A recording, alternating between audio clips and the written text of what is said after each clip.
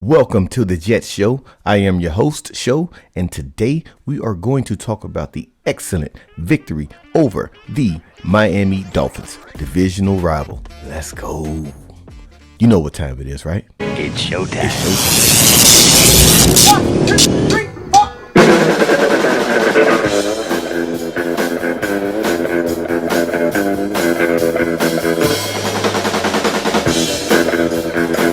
All right, guys. So our beautiful, beloved New York Jets became victorious in Week 5 versus a divisional team in the Miami Dolphins. Some would say, oh, they were playing their third-string quarterback, or we were playing our third-string quarterback, in my Miami Dolphins voice.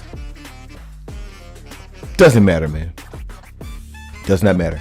Nobody gave two cotton-picking bleeps about our guys being injured last season before that, so forth and so forth. All they said was same old Jets stink. Regardless of how many injuries, significant injuries that we had on our roster. Didn't matter. Same old Jets. It's cool. Keep the same energy, man. Keep that same exact energy.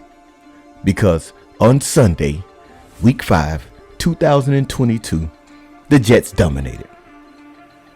And I was on live, as I always on live on Saturdays with Italy Jet on my station. And in the live, I told the great people of Jets Nation, the Jets would dominate. I saw it coming a mile away, man. I saw it. The signs were there. If you know what to look for, they were there. I knew this was coming. And to put a stamp on it, the first play of the game was dominant. It was odd. It was different. We've never seen sauce on a blitz. And you guys know the rest. That was an indication of what I predicted on Saturday. The Jets would dominate. And that's what we did. First quarter, dominate. Second quarter, start to get a feel for the game. Miami. So it's kind of like even. Still look good. Second quarter. Third quarter, we kind of dropped a little bit. Didn't get too far behind, I guess you can say. And fourth quarter, we just completely dominated. And that is the results of a 40-17 victory for the New York Jets. I'm elated, man. This regime, I'm very pleased with them right now, man. Very pleased. I know as Jets fan, we want to throw Ulbrich under the bus at one point. We wanted to throw Salah under the bus at one point. We also wanted to throw LaFleur under the bus at one point. But these guys are young. These guys are young. Far as the head coach position, Mike LaFleur, offensive coordinator, defensive coordinator, I think maybe you can put more pressure on him, lean a little bit more heavier on him, because he's been in this position before, far as defensive coordinator. So he does have more experience versus the other two. But last year he had a lot of injuries, man. A ton of injuries on that roster. You know, he was calling guys from the popcorn stand to play safety. Not fair. Not fair to judge him on his first year with a beat-up roster. This year, though, pressure is on. Pressure is on for all of them, but especially Ulbrich. I think if things go south, which they're not right now, then he's the fall guy. You know, he would definitely be the fall guy. But as of right now, though, we're going to keep this on a positive note. I'm a positive guy. Very optimistic guy, man. And as of right now, the Jets are 3-2. We are above 500. We haven't won a game in September in so long. We haven't been above 500 this early in so long. So these are great things, man. We are doing a lot of firsts, right? We've never had a quarterback to have a reception or a receiving touchdown. This is a first. So what we're looking at, guys, are changes. And the changes are happening right before our eyes. This is absolutely great, man. This is great. If you're a Jets fan right now, you should be livid. Absolutely. And I am. Both. Jets fan and I'm livid. Right? So, 40-17, Jets dominate the Miami Dolphins divisional rival Week 5 2022 season, man. this is great. And people are saying, oh, well, we had our third string quarterback in and, blah, blah, blah, in my Miami Dolphins voice. I don't want to hear it, man. I simply don't want to hear it. I could care less about who you had in at quarterback. I could care less if every player on your roster was a second or third string player in the game when we won. You're professionals. You're in the NFL. I don't care. I simply don't care. Find a way. Find a way to make it happen. Right? If you're a second or third string guy, you're still better than most players that played football in the world. So you have an IQ of football. You have a physique, a physical standpoint for football. You probably know the system for your team. So at that point, I don't care. I have no soft feelings towards you guys being beat up. It's football. It happens. It's injuries. Right now, the Jets are 3-2. 10 years from now, no one is going to look at who was playing for the Miami Dolphins in 2022 when it's 2032. If you look back that far, you're just going to look at the stats and the record. That's it. It's all people care about. Numbers. They don't care about who was playing then at that time, unless it's something crazy happening in the game, like a running back runs for 300 yards or something. Yeah, then you look at it, a little bit more in depth. But at this point in time, no one cares. The only people who care are the Miami Dolphins fans. They don't want to lose to the Jets. If you lost to the Jets, suck it up. It is what it is. Right? We played you guys last season with a second string quarterback, an old one, Joe Flacco. You guys didn't care about that. You guys didn't say, well, we won, but, we can't really judge it based upon that. Right? You didn't care that Joe Flacco was the quarterback. You didn't care that Carl Lawson was out for the season. You didn't care that Mekhi Becton was out for the season. I don't want to hear it, man. Save it. Save it for somebody who cares, Coach. I don't. I'm not one of the Jets fans who care. I don't care. I don't care if you had your grandma playing the game, dude. If she's good enough to play in the NFL, they gave her a contract. Step up. I'm being honest. I'm a people's person, man. I am. But this has nothing to do with personal. This is all professional sports. If you're on the 53-man roster, you have some kind of talent. You're not there just to, take up space, man. They have too many guys who can play the game for that. So with that being said, I don't care, man. We won 40-17. You guys will see us again, right? This is not the last time. It's not like we play once a year. We play twice every year, right? Better luck next time. And good luck with that, because we have a bunch of young players, man, who's only getting better and better. They have the energy. They're going to have the experience on our second round. Like, good luck. Good luck. I think your chance to change the tide or change the outcome was to win this game. You don't go into, the second game of the season with this much talent, with this much young talent, and expect them to bend. In their mind, they can beat the Miami Dolphins. Let's go. Anyway, Zach is back. Second win. Zach is 2-0 upon his return. If you're looking at Zach's number, Mr. Zachary Wilson he threw 21 times, completed 14. Passing yards, 210. On an average, it's about 10 yards. 0 touchdowns, 0 interceptions as well, far as passing. Zach did rush for a touchdown. Zach carried the ball 4 times for about 2 yards, 1 touchdown. His longest yards was 5. So if you're doing the average yards was about 2 yards a carry, man. So Zach had a pretty game-managing game. Nothing too bad, nothing too great either. But he did enough to win the game for us. In that second year, a guy who hasn't really technically played a full season with the amount of games that he missed last year and this year, I'm not mad at that. I am not mad at that. But highlight player, actually 2. My highlight players for the offense is AVT and Brees the Beast. Oh my God. Yeah. These guys were lights out, man. How could you not love these 2 guys? I mean, you take a second-year guy You start him out at left guard. Then you move him to right guard. Then you move him to left tackle. Then you move him to right tackle. Now the last three have all occurred this season. Wow. 5 weeks in, he's moved from. He played right guard. Then he went to left tackle. Then he went to right tackle. This is all this year, 2022. This guy is amazing. Last year, he played left guard the entire season. Year 2, this guy has a huge contract in his future. The Jets are going to have to throw the book at him.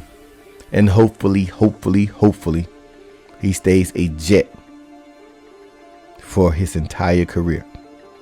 And let us not forget one of the most important things. Guy hasn't been injured. This guy is healthy. He can actually stay on the field.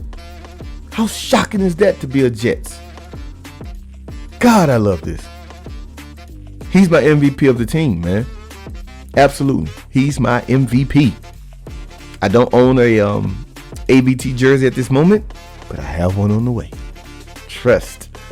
Right? So my second guy, man. Breece the Beast Hall. My God. Wow. What a rookie, man. What a rookie. What an offensive rookie. This guy was lights out. He almost went for 100 and 100. Can you ask for more? Sure you could. Would you get it? Probably not. And that's okay. That's completely okay, man. For a guy to go 100 and 100, 100 receiving, 100 rushing, and also a touchdown. He had 18 carries, 97 yards, 5.4 carries, 1 touchdown via the run. Receptions, 2 receptions, yards 100, average 50 yards per reception, man. Longest reception was 79 yards. This guy was absolutely lights out, man. Absolutely lights out. I love this young guy. And I'm big on Michael Carter. Big on Michael Carter. Speaking of Michael Carter, rushing yards, my guy had 10 carries, 21 yards, average 2.1 yards, but he had an amazing 2 touchdowns. If you speak Espanol, that is dos. Carter also had 0 reception, which is okay. The passing game was not the highlight of our offense. It just wasn't. At least not in week 5. It just was not our highlight, but that's okay. If you can run the ball and run the ball effectively, why switch it up? Let your young guys eat. Let them develop. Let Zach Wilson not take as much punishment coming off a knee injury, right? Why drop him back, and could possibly put more pressure on him as far as taking another injury, possibly to the same leg or to the same injured area. In the game against Pittsburgh, I saw him scrambling a lot, way more than I would like for a guy who just came off of a leg injury.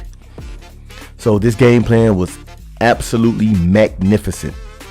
He ran the ball, which Miami run game, statistic-wise, is one of the lowest in the NFL. They can't stop the run. Expose them, which we did. I love it.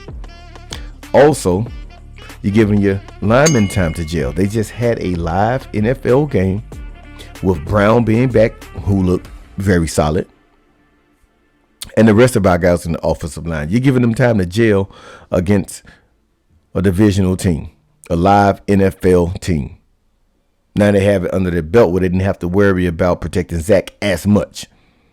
And they open up some good lanes, some good holes for our running backs, man. Kudos to that offensive line. Rare sighting. UFO, if you will. CJ Uzomah. Ooh, he played a lot of snaps this game, man. He actually did. Did he do a lot statistic-wise? No. But I'm sure it's coming. Our guys are young. As far as the coaching staff, we're gonna get everything. We're getting a rhythm. I tell people all the time, man. Everything is about rhythm. Everything's about timing. I played basketball and football and track, and I was very athletic. And one of my biggest things, looking back at my younger life or my younger self, everything is about rhythm, man. Everything is about rhythm. They named it the universe, right? If you're breaking down the word uni means one, verse means song, right? One song. To have a song, you have to be in rhythm, right? So this whole universe is based upon rhythm. And when it comes to team sports, especially football, you have to be in sync. You have to be in a rhythm. And I think these guys are actually doing it now. If you look at the defense on the first 2 to 3 games, they were not in sync. They were not in rhythm. And you would see guys miscommunication, et cetera, et cetera. We all know that. We don't have to backtrack on that one. But the point being is, I think going forward, everybody's developing a better rhythm. And you can see that on offense, special teams, and on defense, man, the guys are moving in the right direction. So to get back to Mr. CJ Uzomah, we saw more of him today, in week 5, not today, but in week 5. And he had 2 receptions, 12 yards, average of 6 yards, no touchdowns. I want to see more Uzomah, being honest. Conklin is a good player. Looking at his last year stats, this year's stats are okay. Missed catches in the Pittsburgh game. Ball hit him in his hands. It tipped right behind him and caused Zach to have an interception on his record. I hate it. I was always told if it hit your hands, you can catch it. That's what I was taught. I don't know. Who am I? I never played in the NFL. I'm just a guy who loves football and has a beard. That's who I am. All right. Elijah Moore, man. Elijah Moore. I had him at 1,000-yard season, man, before the season started. I don't know if that is the case at this point, man. It's not a testament against him. It's just that we have so many weapons now. We don't have to force it to him. Nor do we have to force it to Corey Davis or any guy for that like him. But at this moment, this very game, Elijah Moore had 1 reception for 11 yards. Not bad on his end. If I have to say anything, there has been a couple of passes, man, where he hit his hands and he just didn't catch it. I don't like that. But I'm also big on, once again, the rhythm. Get these guys in the rhythm. These guys are cold. They're getting targeted. Elijah Moore specifically 3 to 4 times a game. That's peanuts for a guy of his stature. Get him involved early. Get him in the rhythm. These guys get cold out there just, running and blocking and the ball's not coming their way. So get these guys in rhythm. I can't necessarily blame them for the drops, but you have to get your guys involved, man. Once again, it's all about the rhythm. It's all about being in sync. Elijah Moore had the same exact stats as Jeff Smith. If you didn't know that. Jeff Smith also had 1 reception for 11 yards. And I think it's safe to say that Elijah Moore is a higher caliber player than Jeff Smith. That's a fair assessment in my eyes. Tyler Conklin. Week 5 was a no-show. Was he on the field? Absolutely. Did he do anything? Absolutely not. 0 receptions. 0 yards. Nothing. But once again, I think the game plan was based upon the run. And we did run the ball very well. 40 points. That's how well we ran the ball. You know what I mean? So let's not force anything. Let the game come to you. Take what the defense is giving you. If they can't stop the run it down their throats. Kill them with it. For lack of a better word. Mr. Braxton Trick Play Barrios was also involved in the stats. You want to hear about it? I got you covered, man. All right. So receptions. One of our favorite Jets, man. Beloved Jets. Mr. Braxton Berrios. Reception. He had 1 for 1 yard, which is an average of 1 yard with 0 reception or receiving touchdowns. Rushing. He had 1 carry for an average of 15 yards with 1 rushing touchdown. Mr. Braxton Berrios is one of those guys, man, you just love to see when he comes in a game. You know, you have those guys who come into the league or come to a team with this persona about themselves, and you know, they're a little cocky, chest is sticking out here, and they're only like 175 wet with work boots on, but their ego is so big, you know. Braxton, to me, man, represents that that strong mentality, the grind it out, drop your head, don't complain, doesn't care about all the sound bites and you know, things of that nature, man. He just does the dirty work. He reminds me, if you compare him to a guy who plays basketball, he reminds me of the guy that does the dirty work, so to speak. You know, he's the guy that's boxing out everybody. He's the guy that's diving for the rebound. He's the guy that's taking the charge. You know what I mean? Like offense has the ball, he's standing in the paint with his arms across, waiting on the guy to run into him so he can draw the charge and, you know, make a turnover for the opposing team. To me, that's Braxton Berrios, man, and I love it. He's the Pat Beverly of the team. Whew, I like that. Yes, Braxton Berrios is the Pat Beverly of the New York Jets. God, I like that. I like that a lot, actually. But anyway, so Braxton Berrios come in, man. Whenever he touched the ball, you know something is about to happen. Exactly what? We don't know. But we know something is going to happen. And 90% of the time, that something is positive. Braxton Berrios, man. He's secretly the GOAT for the Jets. One of my favorites, man. Some people were calling for his head last season. Oh, he dropped passes. He can't stay in the game and blah, blah, blah, blah, blah. I am talking about no other than Corey, the man, Davis. I love this guy, man. I'm huge on Corey Davis. Some people were saying a few weeks ago, we should trade him. Or is it possible that we'll trade him? I think Dick Shamini was the one that was tweeting it out. The potential to trade Corey Davis. Why would you trade Corey Davis? Tell me why. Why on earth does that make sense to anybody? Doesn't make sense to me. Right? You look at Elijah Moore, what is he? 5'10", 5'9", small guy in height. Great player. Great athlete. You look at Garrett Wilson, what, he's an inch or two taller than Elijah Moore. Still small.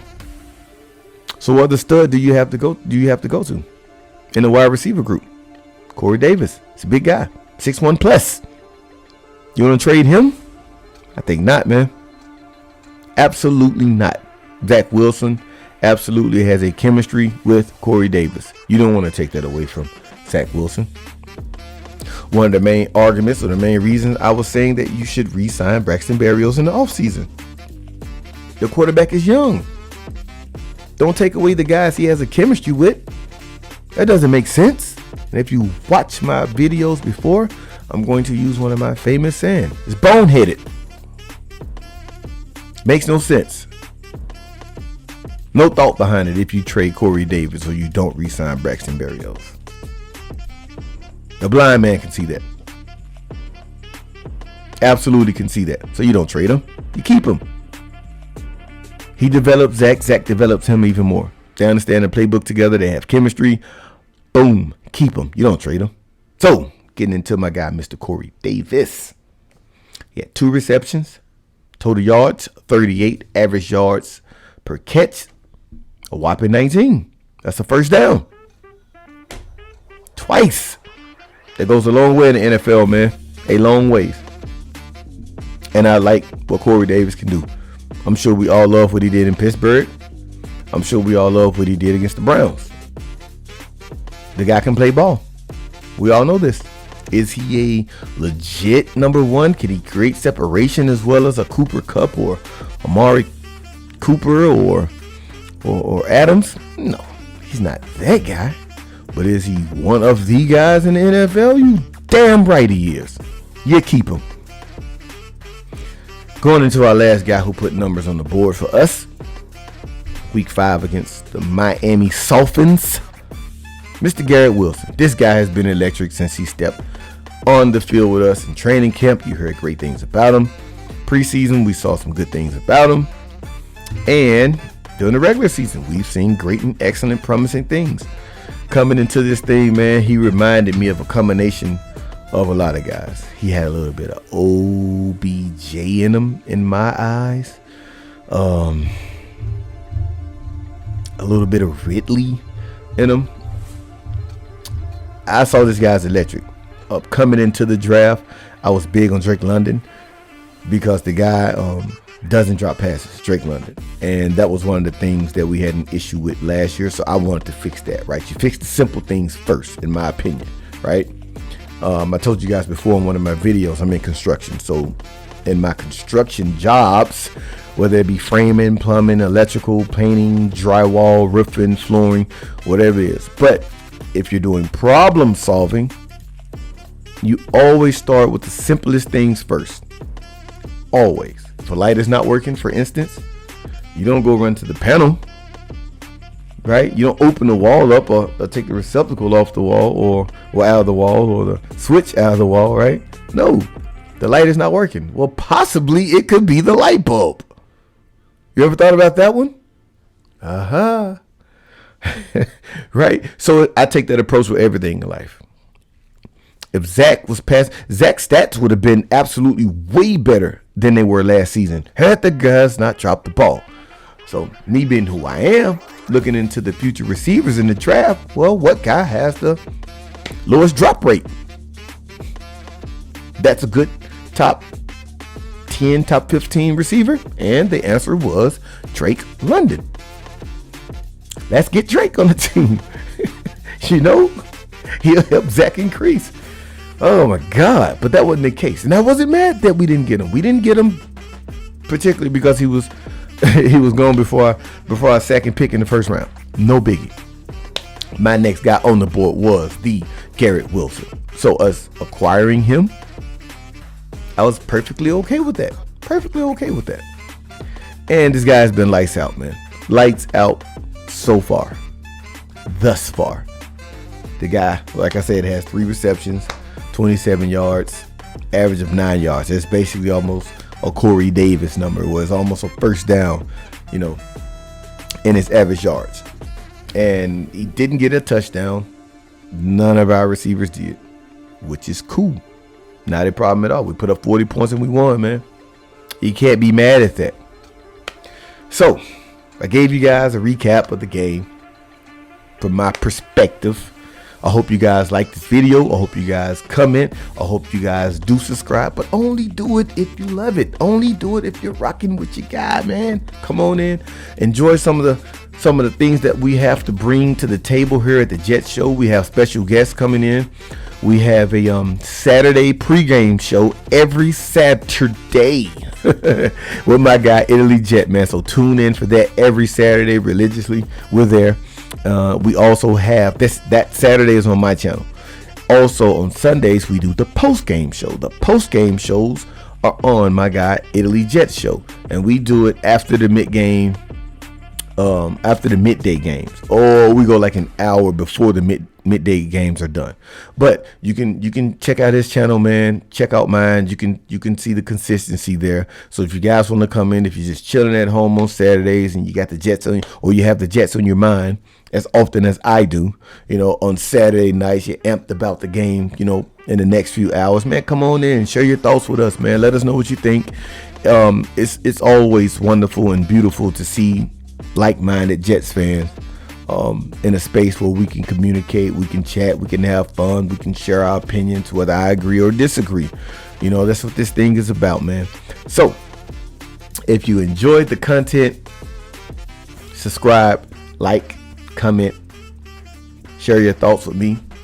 I'm a great guy. Hopefully you guys will see that. I have some huge announcements coming up. A lot of giveaways are coming. So you guys, I'm close. I'm getting closer to 100 subs. My first 100 subs. We're doing a big giveaway for multiple people, guys and ladies. So guys, come on in. Let me know your thoughts. As always, let's go Jets. Let's get this win against the Packers. Let's upset the world once again. Let's show them that we have rebuilt and we have rebuilt in the right way. As always, go Jets, and I will see you guys later.